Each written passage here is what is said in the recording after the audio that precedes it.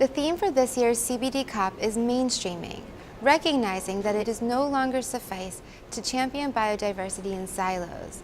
But mainstreaming biodiversity is not just aspirational, it is a concrete investment strategy, as demonstrated by a growing body of evidence and exchanged in a focused workshop today. Protected areas are an important part of conservation management. But what about the landscapes outside of protected areas? Biodiversity mainstreaming is the process of embedding conservation considerations into the key policies, strategies, and practices, both private and public, that rely on biodiversity. This approach ensures sustainable use and conservation locally and globally. We at the GEF have been supporting mainstreaming for probably our entire existence, and it's been practiced in natural resources management for probably over 100 years.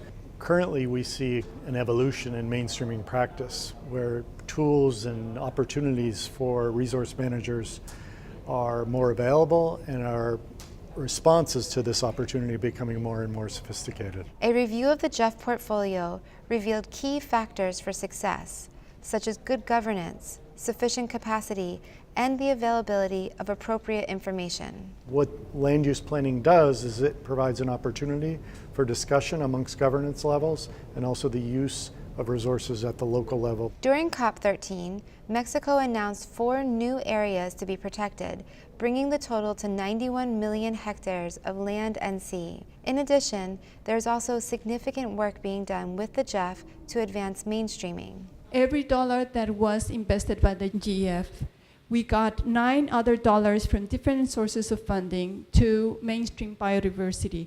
It helped preserve ecosystem connectivity between 24 protected areas in the region. Those regions were selected in terms of their representativeness in terms of biodiversity, connectivity, land and forestry management activities, climate vulnerability and mitigation, ecosystem services, and agricultural production as well. Key to implementing and mainstreaming biodiversity is to involve local stakeholders to strengthen their capacities for governance so that they can use their resources sustainably.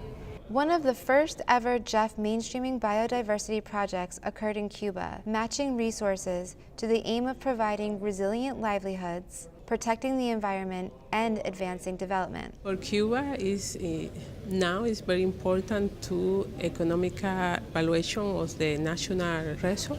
We are working to incorporate this important resource in the planning for a key sector, mainly tourism, fisher, agriculture. The government of Cuba is aware that it has this huge broad base of this big portfolio that has yielded very, very interesting and promising results. It has strengthened capacities.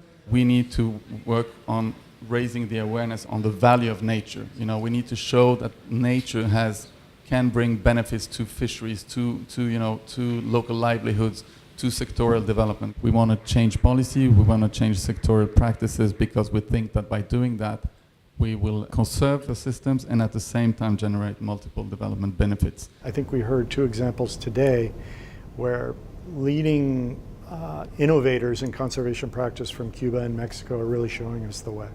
Protected areas won't be enough. How we manage and incorporate considerations about biodiversity in the activities of other sectors and other stakeholders is really the growth opportunity for conservation in the 21st century.